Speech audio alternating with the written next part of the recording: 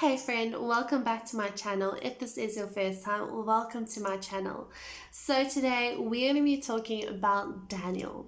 So if you don't know who Daniel is, I would definitely recommend you to go back to the Old Testament in the chapter called Daniel and read more about his life. Now we're going to do a quick overview about Daniel. Now, so we need to, when we think of Daniel, we need to go back to King Nebuchadnezzar. Now, King Nebuchadnezzar was the king who was reigning during the time that Daniel's story comes into play. And when we read the book of Daniel, you would also come across Shadrach, Meshach, and Abednego, who were also three Jewish men, and just like Daniel, who worshipped God, and among everyone else who did not. So now, we did in our previous episode, we did Samson. I'll put a link to Samson here. Now, Samson was during the time of the Judges. So what happened was we had, before that we had King David. And prior to that we had King Saul. So we had King Saul, King David, and then we had the Judges. Now, the Judges that reigned, if you read the book of Judges, they didn't reign for very long, and some of them did, but there were some that would reign for like 3 months or so. There were some who would reign for about 23 years, but most of them weren't worshipping God, or they would start off being like their father would have worshipped God, but then they would not, and they would just worship idols, or with greed and selfishness going to the wrong direction. So there were so many judges that would start reigning and then would fall. And now we step into King Nebuchadnezzar's time, which is right after that. And when he was reigning, he even created this big image of himself, which was this amazing image made out of many different kinds of metals. It was a very high, very massive, big image, literally of himself, that everyone had to bow to and worship. So Daniel, during his time, he worked in the king's palace, and he was an interpreter of the king's dreams and visions. Now, this should sound very familiar because we know that Joseph was also an interpreter of dreams and visions. If we look at rewinding it back to when he was sold into slavery by his brothers, and he was in jail, and then he had the gifting of receiving visions and dreams from God, and being able to interpret it, and that was how he was ranked. Then he got a position quite high in the kingdom, because of his gifting, and he was used like that, and God used him. Now, Daniel, the same way, was also used like that, because he was able to interpret Nebuchadnezzar's dreams. And now the dreams that Nebuchadnezzar had really disturbed him. It really worried him. And none of his people, all the mediums and all the people who weren't worshippers of God, tried all their different powers and things to see if they could interpret it, but no one could get it right.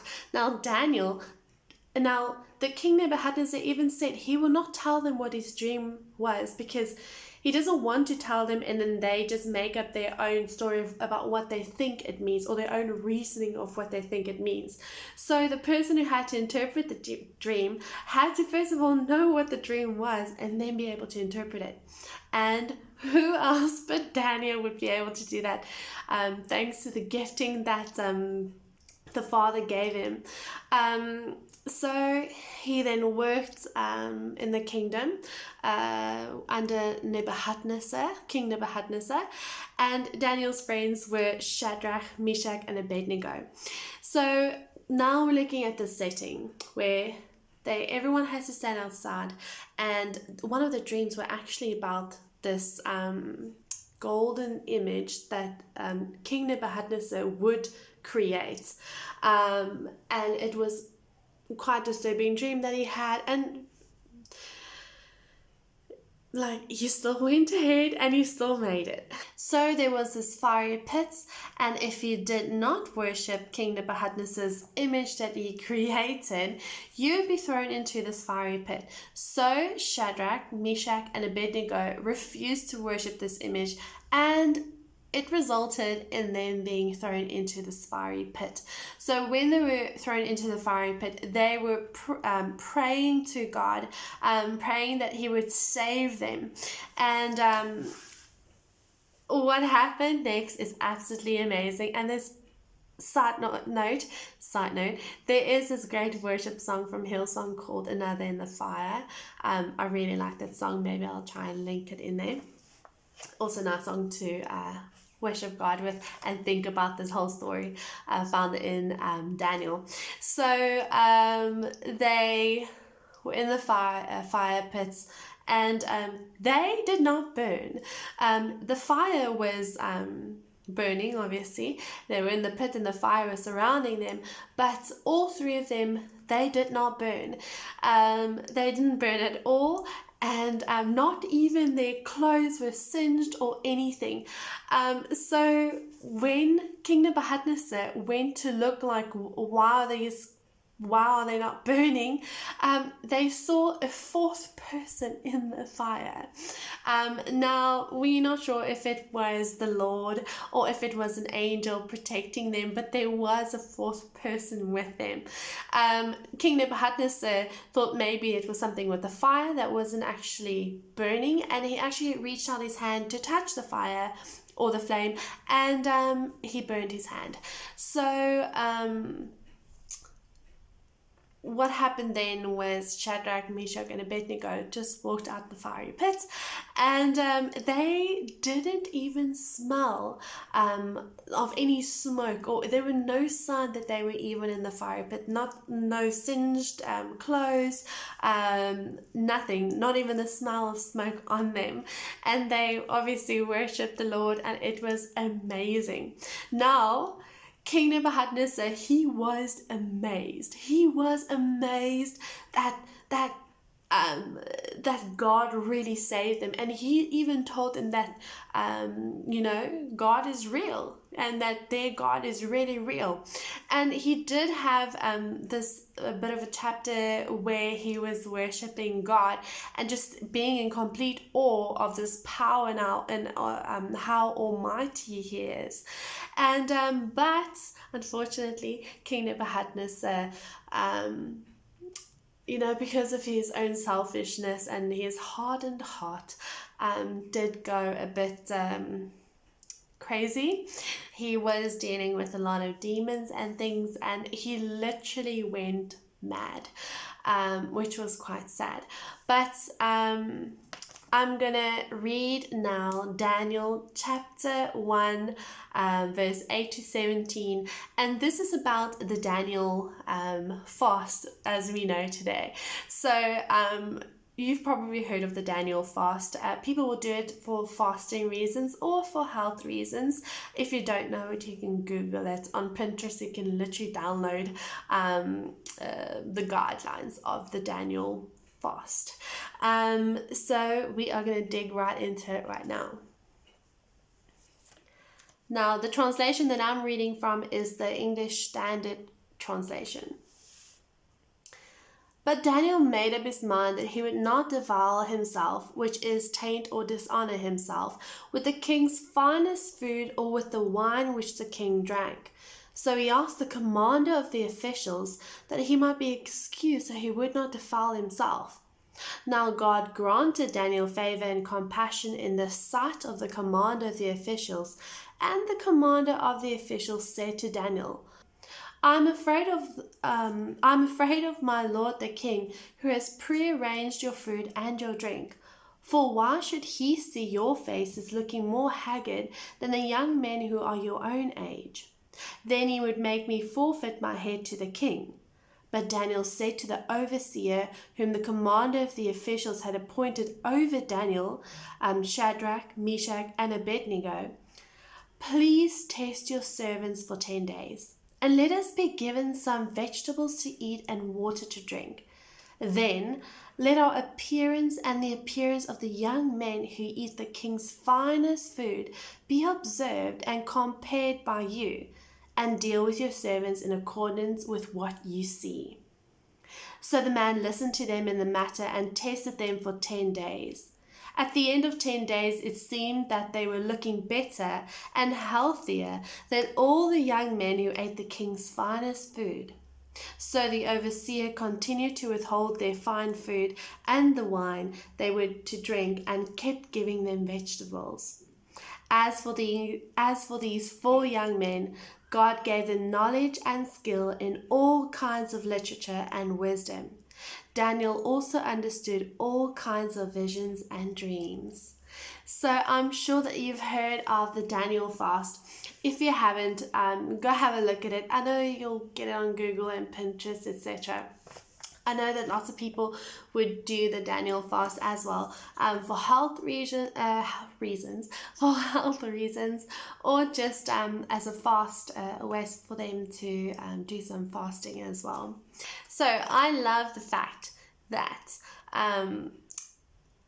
the commander had favor from God and had favor upon Daniel, that they were able to really follow the eating habits that they really felt were a better choice for themselves, and that they actually looked better, and that they actually looked healthier than the others who were eating the king's finest foods.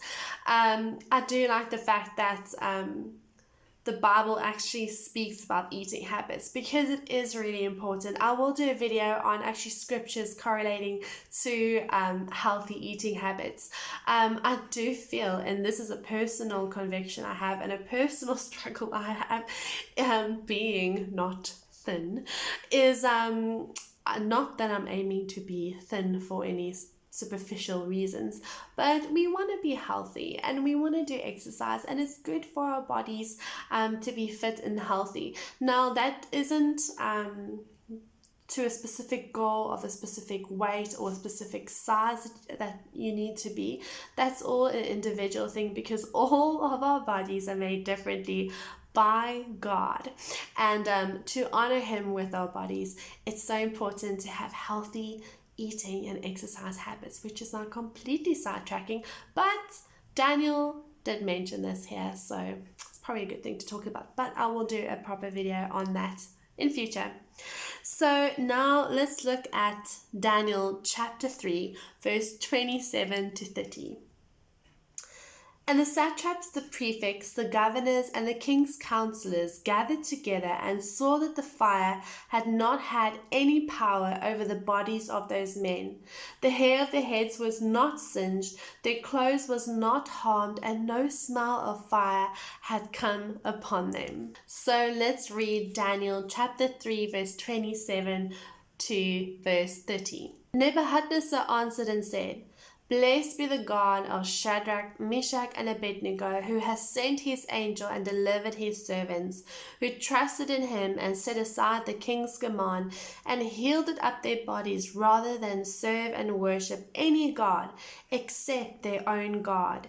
Therefore I make a decree, any people, nation, or language that speaks anything against the God of Shadrach, Meshach, and Abednego shall be torn limb from limb, and their houses laid in ruins, for there is no other God who is able to rescue in this way." Then the king promoted Shadrach, Meshach, and Abednego in the province of Babylon. So, now, King Nebuchadnezzar then eventually passed away, and his son, King Belshazzar, then reigned in his place, and then he also passed away, and then stepped in King Darius. So let's read what King Nebuchadnezzar said, and this is in Daniel chapter 4, verse 34 onwards. I'm just going to carry on reading, and it says, At the end of the days, I, Nebuchadnezzar, lifted my eyes to heaven, and by reason returned to me, and I blessed the Most High, and praised and honored him who lives forever. For his dominion is an everlasting dominion, and the kingdom endures from generation to generation. All the inhabitants of the earth are counted as nothing, and he does according to his will among the hosts of heaven, and among the inhabitants of the earth, and none can stay his hand or say to him, what have you done?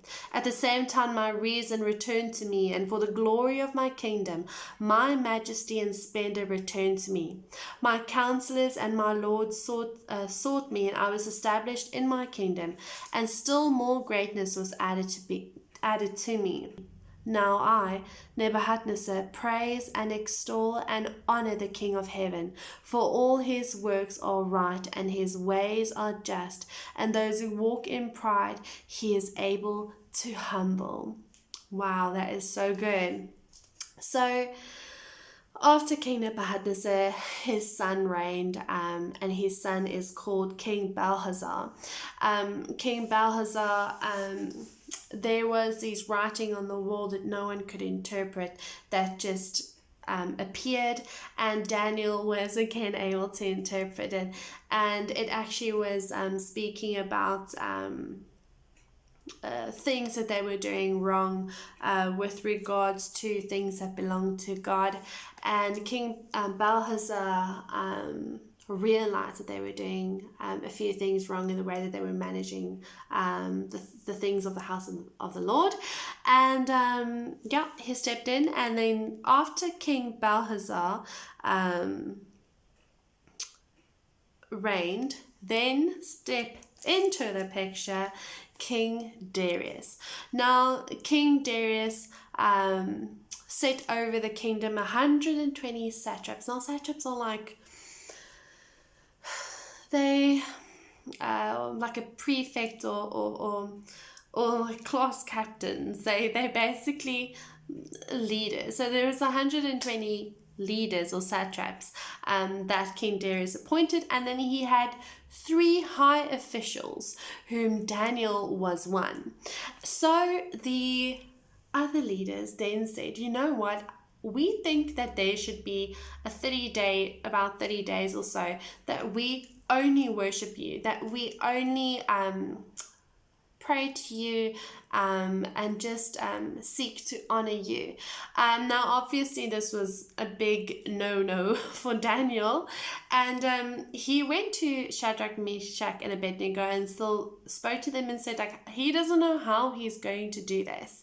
He doesn't know how he's going to be able to go so long without worshiping God, because Daniel would go to his room, put on his prayer shawl, like the Jewish tradition, and pray to God. So the leaders, knowing that Daniel would still do this, now Daniel then still continued to worship God and do his prayers, and the leaders knew that he actually would, and so they were like spying on him, and then they saw that he was praying, and then they reported him to King Darius.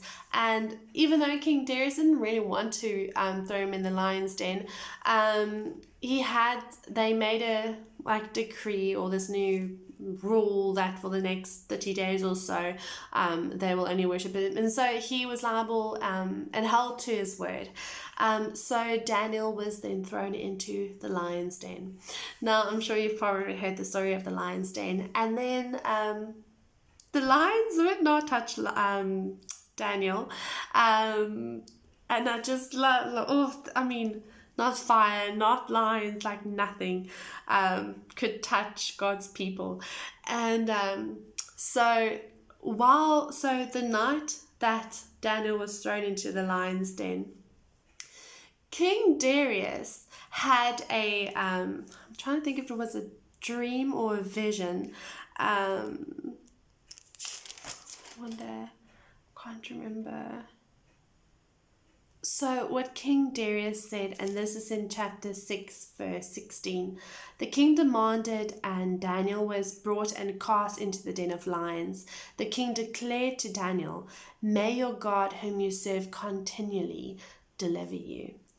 And then the stone was brought and laid on the mouth of the den, and the king sealed it with his own signet, which is a ring.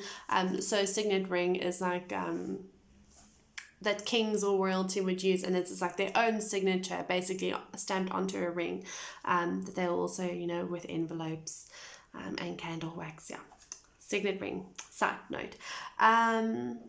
And there's actually a scripture about us being God's signet rings, his own stamps. I'm going to link that verse in here somewhere for you to go look at. So let me just look. I'm not fasting.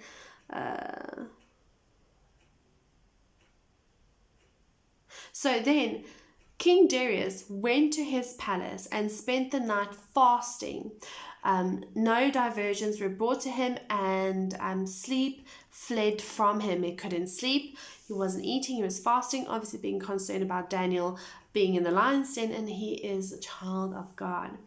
Then at break of day, the king arose and went in haste to the den of lions. As he came near to the den where Daniel was, he cried out in a tone of anguish. The king declared to Daniel, "O Daniel, servant of the living God, has your God, whom you serve continually, been able to deliver you from the lions?" Then Daniel said to the king, "O king, live forever. My God sent his angel and shut the lions' mouths, and they have not harmed me, because I was found blameless before him and also before you. O king, I have done no harm." The king was exceedingly glad and commanded that Daniel be taken up out of the den. And so Daniel was taken up out of the den, and no kind of harm was found on him, because he had trusted in his God. The king commanded, and those men who had maliciously accused Daniel were brought and cast into the lion's den, they, their children, and their wives. And before they reached the bottom of the den, the lions overpowered them all and broke all their bones in pieces. Gruesome. But if God finds favor in you, and if you repent and if you worship God, he's going to be faithful to you and be there for you in your hour of need. But if you are going to deny God, he will not be there to save you. So that is an overview of the book of Daniel. I love the book of Daniel. I would definitely encourage you to read it. There is a link that I'm going to link here, which is from the Bible Project, which is also a quick overview on the book of Daniel. I love the book of Daniel, but the best way to do a study on any book of the Bible, including the book of Daniel, is to read it for yourself. Read it. You can use Google if you don't understand a concept or any words that they are talking about, or if you struggle and you get lost. There's the Bible Project, which is great to help explain in a broader sense what every book of the Bible is about. So get in there, pray to the Holy Spirit that he will help you understand any book of the Bible, really. Daniel is quite a straightforward book of the Bible to understand, and it's really wonderful. And I'm so happy that I was able to share that with you. So I actually have an activation question for you, and it is right here. And it is, so as we know, as from our previous videos, there is 16 names found in the Old Testament that the people of God referred God as. For instance, Jehovah Jireh is the Lord is my provider, and that is what Abraham referred God as, because God provided a ram for him to sacrifice instead of his son, which I'll link in here if you haven't seen that video yet, where I explain about the bits or do an overview on the book of Abraham. The Abraham story, the book of Abraham. And then so Daniel had referred to God as Adonai. Now Adonai is Hebrew, and the meaning of Adonai is the Lord is my master. Very fitting. The Lord is my master. So I have an activation question for you, and it is, where in my daily routine, or where in your daily routine, can you become more aware of God's glory? Where in my daily routine can I become more aware of God's glory? You can write it down in a journal if you do journaling, or if you can just think about this for yourself while you drive in your car or do your chores or go about your day. What can you do in your daily routine to become more aware of God's glory? Okay, well, that is it for today. So I look forward to seeing you in the next segment of the Let's Talk About. And so enjoy the book of Daniel. Go read up a bit more about his life. And until I see you in the next video, keep well.